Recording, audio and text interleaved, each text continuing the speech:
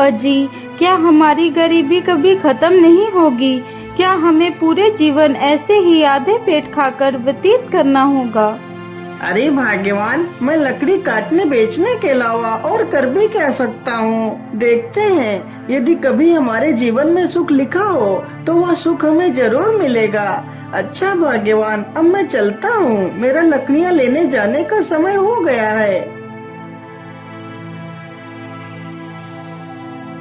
अरे मेरे प्यारे गधे, चलो, अब हमारा लकड़ियाँ लाने का समय हो चुका है। इतना कहकर लकड़हारा अपने गधे को लेकर जंगल की तरफ निकल पड़ता है।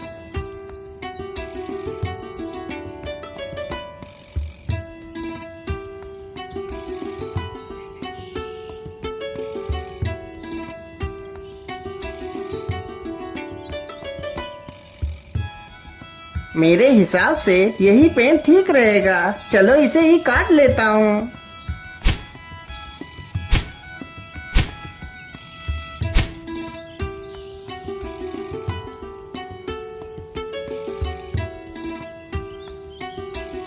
लकड़हारा जल्दी से लकड़ियां काटकर अपने गधे पर लाद लेता है और घर की तरफ निकल पड़ता है।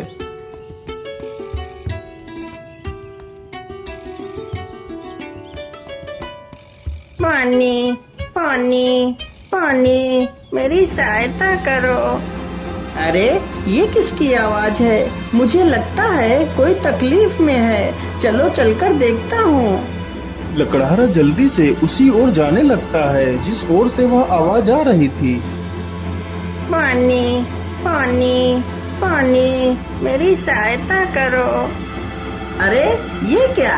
ये तो एक तोता है, लेकिन यह तो पूरी तरह जख्मी हो चुका है। मैं ऐसा करता हूँ, इसे भी अपने साथ ही ले चलता हूँ। लकड़हारा जल्दी से उस तोते को उठा लेता है और उसे भी अपने साथ ले जाता है।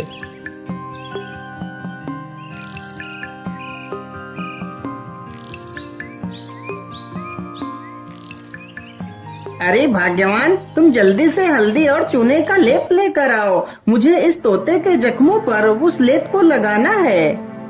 लकड़हारे की पत्नी तुरंत ही हल्दी और चूने का लेप लेकर आती है। लकड़हारा तुरंत ही उस तोते के जख्मों पर उस लेप को लगाने लगता है। अरे तोता भाई, मैंने तुम्हारे जख्मों पर दवाई लगा दी है, अब तुम जल्दी ही स्वस्थ हो जाओगे। इस प्रकार तोता 1-2 दिनों में ही पूरी तरह स्वस्थ हो जाता है।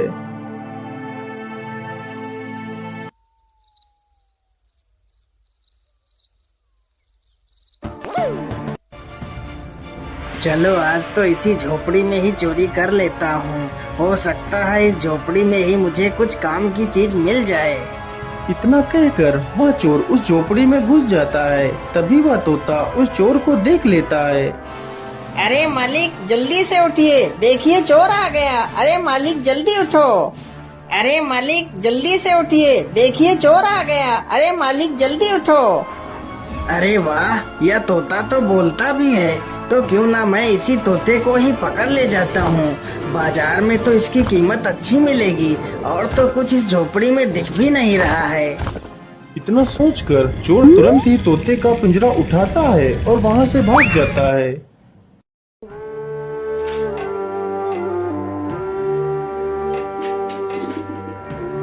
चोर को चलते चलते रात से सुबह हो जाती है।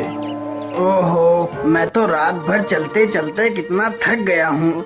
चलो ऐसा करता हूँ, थोड़ा इसी पेड़ के नीचे आराम कर लेता हूँ, फिर सोचूंगा इस तोते का क्या करना है। इतना सोचकर चोर उसी पेड़ के नीचे लेटकर सो जाता है। तभी वहाँ से एक राजा अपने घोड़े पर सवार होकर निकलता है। महाराज मुझे बचा लीजिए, मेरी रक्षा कीजिए महाराज, नहीं तो यह चोर मुझे मार डालेगा। अरे ये कौन है जो मुझे मदद के लिए पुकार रहा है, लेकिन आसपास तो कोई नहीं दिखाई दे रहा है। अरे महाराज, उधर नहीं, इधर नीचे देखिए महाराज, मैं इधर हूँ। महाराज मुझे बचा लीजिए, यह चोर मुझे उठाकर ले जा रहा है। अरे वाह, यह तोता तो बोल भी सकता है। चलो मैं इस तोते को खरीद लेता हूँ, यह तोता मेरी पुत्री को बहुत पसंद आएगा। अरे ओ चोर, चल अब उठ जा। और कितना सोएगा तू? महाराज, मैंने कोई चोरी नहीं की, मुझे कुछ मत करना महाराज। नहीं नहीं, मैं तुम्हें कुछ नहीं करूँगा। तुम यह तोता मुझे दे दो, मैं तुम्हें इसके बदले 100 सोने की मोहरें दूंगा। राजा की यह बात सुनकर चोर बहुत खुश हो जाता है। लेकिन याद रहे, मैं तुम्हें ये मोहरें तभी दूंगा यदि तुम आज से चोरी करना छोड़ दोगे। यदि ऐसा नहीं किया तो मैं तुम्हें कारागार में डाल दूंगा। नहीं नहीं महाराज, मैं आज के बाद कोई चोरी नहीं करूँगा। राजा तुरंत ही उस चोर को 100 सोने की मोहरें दे देता है और तोते का पिंजरा लेकर वहाँ से चला जाता है।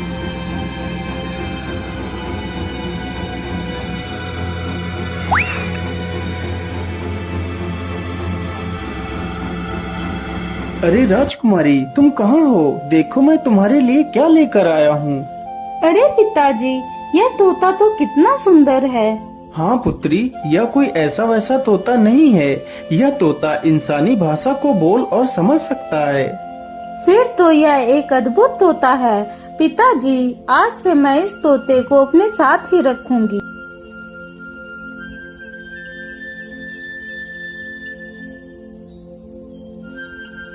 राजकुमारी रोज उस तोते को अच्छे अच्छे पकवान खिलाती, लेकिन तोते को उस लकड़हारे की बहुत ज्यादा याद आती रहती थी। अरे मेरे प्यारे तोते, मैं तुम्हें कुछ भी खिलाती हूँ, तुम उसे सही ढंग से क्यों नहीं खाते हो? क्या बताऊं राजकुमारी जी, मुझे इस पिंजरे में कैद हुए पूरा 1 महीना हो चुका है। मेरा मन भी आकाश में उड़ने को कर रहा है, लेकिन मैं इस पिंजरे में कैद हूँ। मैं क्या कर सकता हूँ?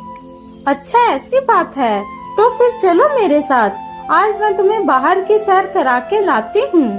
राजकुमारी तोते को जंगल में ले जाती है और उसे पिंजरे से बाहर निकाल देती है। फिर तोता आसमान में उड़ने लगता है। अरे ये क्या, ये पेड़ इतना चमक क्यों रहा है? क्या यह पेड़ कोई जादुई पेड़ है? अरे राजकुमारी जी, उधर देखिए, यह पेड़ इतना चमक क्यों रहा है? क्या यह कोई जादुई पेड़ है?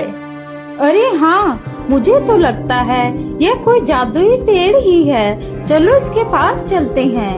राजकुमारी तथा वह तोता दोनों उस वृक्ष के पास जाते हैं।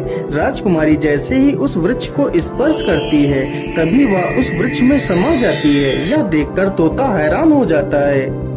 अरे राम राम राम, ये क्या हुआ? राजकुमारी तो पेड़ के अंदर चली गई। मुझे जल्दी से यह खबर राजा को देनी होगी।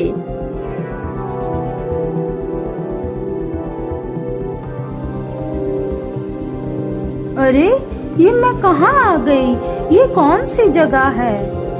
तभी एक बड़ा सा बाज राजकुमारी के सामने आकर खड़ा हो जाता है।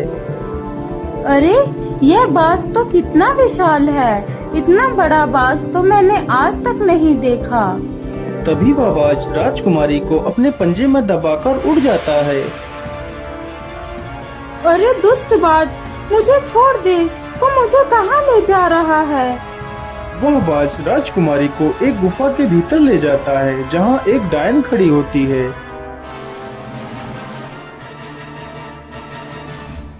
अरे कौन है आप और मुझे इस प्रकार यहाँ क्यों लाया गया है? मुझे छोड़ दो, मुझे वापस जाने दो। चली जाना, चली जाना। इतनी जल्दी किस बात की है?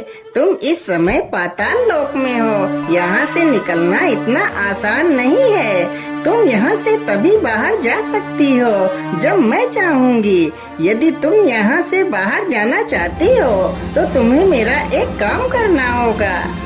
बोलिए, आप क्या काम करवाना चाहती हैं? राजकुमारी जी, तुम्हें मेरे लिए अमृत लाना होगा। लेकिन ये अमृत कहाँ मिलेगा?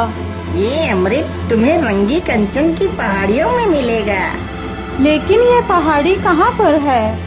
फिर वह डायन राजकुमारी को अमृत लाने का रास्ता बताती है। वह डायन अमृत पीकर अमर होना चाहती थी और पूरी दुनिया पर राज करना चाहती थी। उस डायन ने उस विशाल बाज को अपने वश में कर रखा था, जिससे वह सारे काम करवाती थी।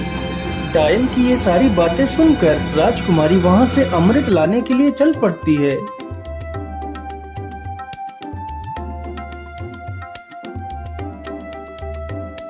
राजकुमारी अमृत ढूंढते ढूंढते उन्हीं पहाड़ियों पर पहुंच जाती है जहां पर अमृत था। मुझे लगता है इसी गुफा में ही अमृत होगा। चलो इसके अंदर चलती हूँ।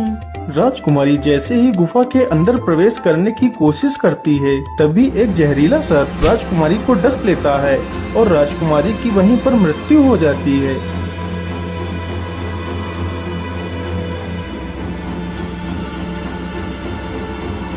महाराज, यह वही पेड़ है जिसमें राजकुमारी समा गई है।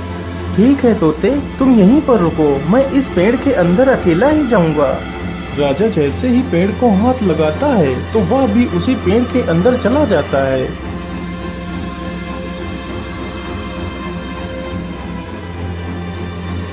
तभी वही बाज फिर से आता है और राजा को भी उठाकर उसी डायन के पास ले जाता है।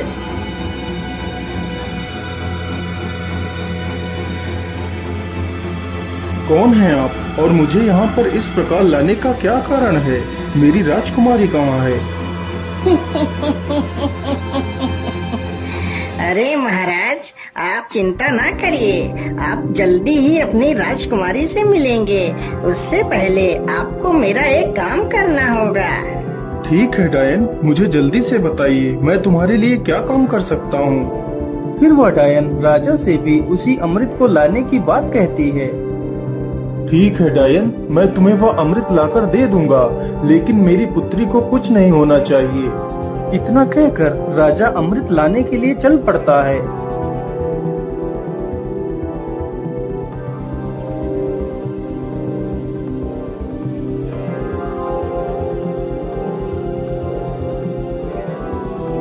राजा चलते चलते उसी गुफा के पास पहुंच जाता है जहां पर उसकी पुत्री की लाश पड़ी हुई थी। अरे ये क्या, ये तो राजकुमारी पड़ी है, लेकिन मेरी पुत्री को क्या हुआ? हे भगवान, मेरी पुत्री को तो किसी जहरीले सर्प ने डस लिया है। इसका मतलब उस दुष्ट डायन ने मेरी पुत्री से भी वो अमृत लाने को कहा होगा।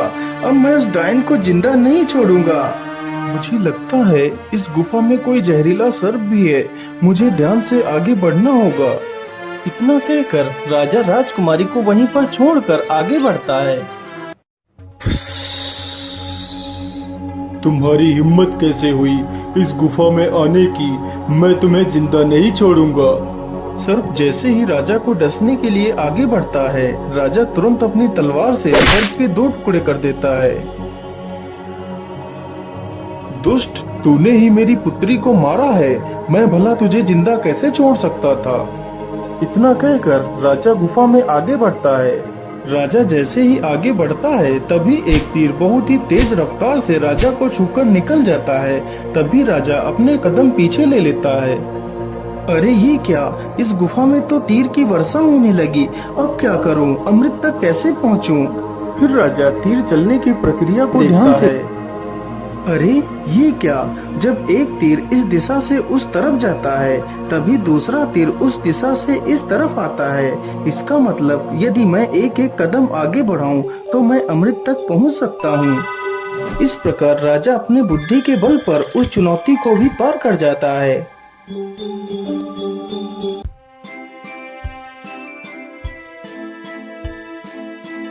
अरे वो रहा अमृत, चलो जल्दी से अमृत को ले लेता हूँ।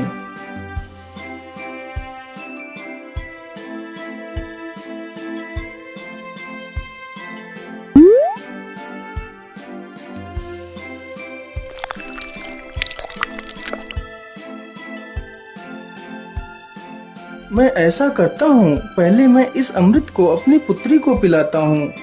ये सोचकर राजा अपनी पुत्री को अमृत पिलाता है। अमृत पीते ही उसकी पुत्री जीवित हो जाती है।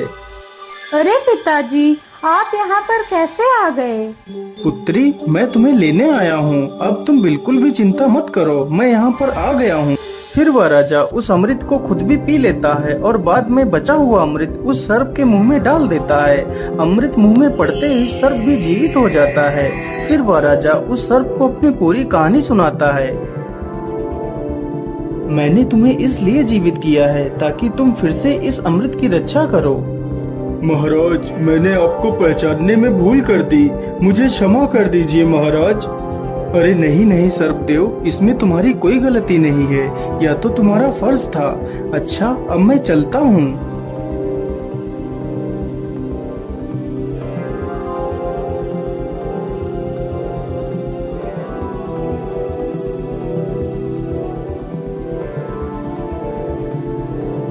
राजा उस बोतल में अमृत के स्थान पर एक तालाब से साधारण जल भर लेता है और डायन के पास पहुंच जाता है। ये लीजिए डायन, मैं तुम्हारे लिए अमृत लेकर आ गया हूँ। अब मुझे बाहर जाने का रास्ता बता दीजिए। अरे वाह राजा, तुम तो कितने बहादुर हो। यह अमृत आज तक कोई नहीं ला सका। जो भी गया वह लौट कर नहीं आया, और तुम तो अमृत लेकर आ गए। चलो चलो, जल्दी से मुझे यह अमृत दे दो। राजा तुरंत ही उस डायन को वह पानी से भरी हुई बोतल दे देता है। डायन तुरंत ही उस पानी को अमृत समझकर पी जाती है। हे डायन, मैंने आपके कहे अनुसार आपको अमृत लाकर दे दिया। अब मुझे बाहर जाने का मार्ग बता दीजिए। इतनी भी जल्दी क्या है? अब मैं अमर हो चुकी हूँ। अब तुम दोनों यहाँ से कहीं नहीं जाओगे। आज से तुम दोनों भी मेरे गुलाम हो। अरे डायन, ये तो सरासर धोखा है। मुझे यहाँ से जाने का मार्ग बताओ, नहीं तो मैं तुझे मार डालूंगा। अरे मूर्ख राजा, अब मैं अमर हो चुकी हूँ। अब तू मेरा कुछ भी नहीं बिगाड़ सकता। अच्छा, ऐसी बात है, तो फिर ये ले मेरे इस तलवार के वार को झेल। इतना कहकर राजा उस डायन के पेट में तलवार घुसा देता है। ये क्या हो गया? मैं तो अमर हो गई थी। इसका मतलब तूने मेरे साथ धोखा किया है। पानी पीकर खुद को अमर समझने वाली उस डायन की मृत्यु हो जाती है। डायन के मरते ही वह बाज आजाद हो जाता है। महाराज, आपकी जय हो। आप तो बहुत वीर और बुद्धिमान हैं। आपका बहुत बहुत धन्यवाद महाराज, जो आपने मुझे इस डायन की गुलामी से आजाद करा दिया। हे बाज, क्या तुम यहाँ से बाहर निकलने का रास्ता जानते हो? जी महाराज, आप दोनों हमारी पीठ पर बैठ जाइए, मैं अभी आपको बाहर ले चलता हूँ। दोनों ही बाज की पीठ पर बैठ लेते हैं और बाज उन दोनों को लेकर एक दरवाजे के पास जाता है। महाराज, इसी दरवाजे के बाहर आपकी दुनिया है, यहीं से आप बाहर जा सकते हो महाराज। राजा तथा राजकुमारी दोनों बाज का धन्यवाद करते हैं और उस दरवाजे से बाहर चले जाते हैं।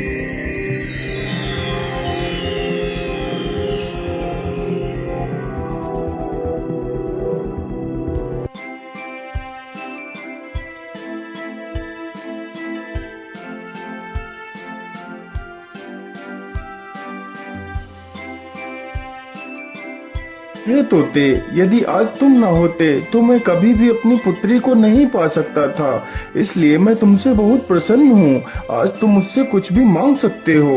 महाराज, यदि आप मुझे कुछ देना ही चाहते हैं तो मुझे 1000 सोने की मोहरें देकर आजाद कर दीजिए।